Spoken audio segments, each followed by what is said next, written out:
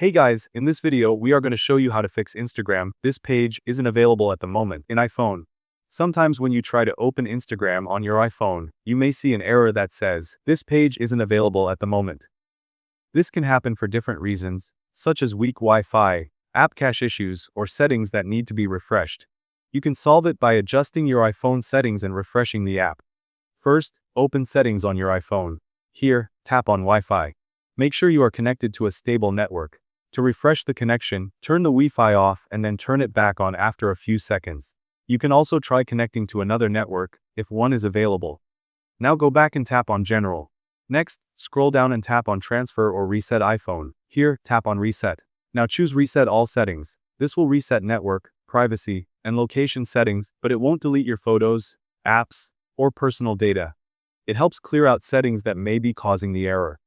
After resetting, go back and tap on iPhone storage. Scroll down until you find Instagram in the list of apps and tap on it. Then tap on Offload App. Confirm again by tapping on Offload App. This removes the app from your phone, but keeps all your login data and documents safe, so you can reinstall it without losing anything.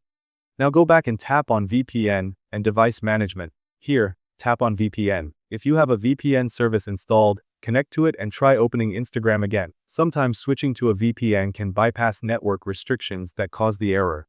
After following these steps, this page isn't available at the moment. Error should be fixed, and you'll be able to use Instagram normally again. Thank you guys so much for watching. I hope you got some value. See you at the next one.